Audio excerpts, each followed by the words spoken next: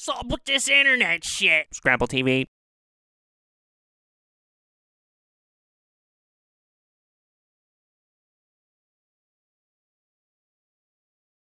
I couldn't say it to your face, but I won't be around anymore.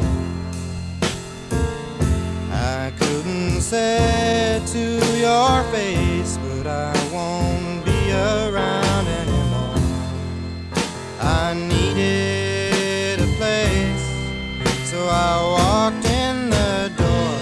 I couldn't say it to your face, but I won't be around anymore.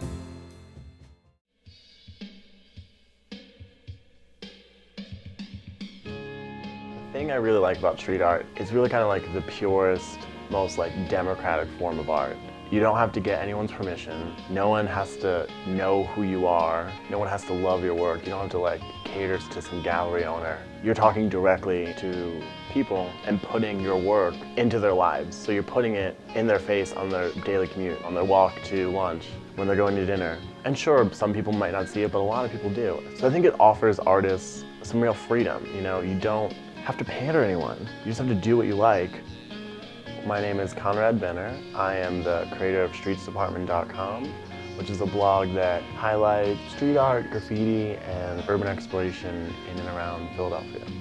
The blog started with documenting street art and graffiti, and one of the best canvases for graffiti anyway are these abandoned structures that are sort of everywhere in our city. From early on in the blog, I started exploring these abandoned places, and one of the first places I ended up going to was the Divine Lorraine. It was completely pitch dark because like all the windows are sealed. So I went through this like crazy abandoned downstairs part, crossed this weird bridge to the actual Divine Lorraine, and then went up this rickety old staircase. Each floor that we went up on had less and less actual floor material, and then we went all the way up to the roof.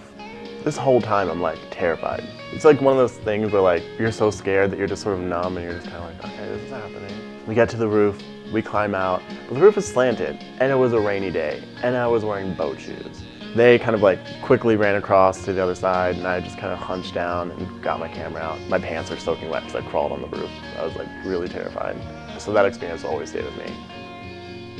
I'd heard about this abandoned subway station, kind of put the word out on Twitter, you know, had anyone been there. This fellow photographer, Meredith, tweeted me back right away, get in contact with me.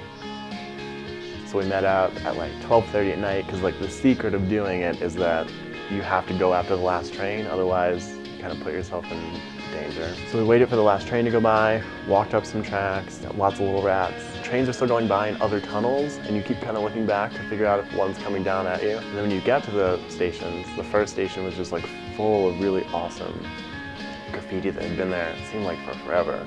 Tents rolled up and like sleeping bags, like people clearly lived there. I think we spent in total like 3 hours down there. I don't think I'm ever gonna go down there again, so I wanted to take every photo I possibly could. I'm in every corner, photographing everything, trying to get every tag, and they're everywhere. And then you leave through an emergency exit and kind of look around.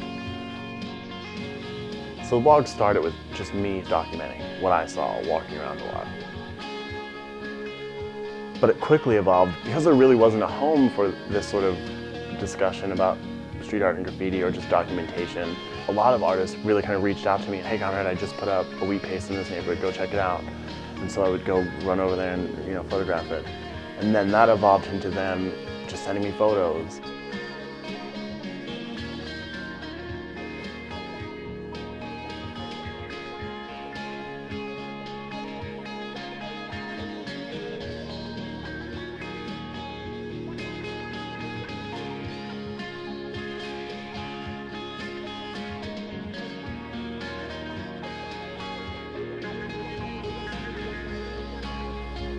All I'm trying to talk about is what's happening right now, what I really like, what I'm really excited about in the city, and just show you.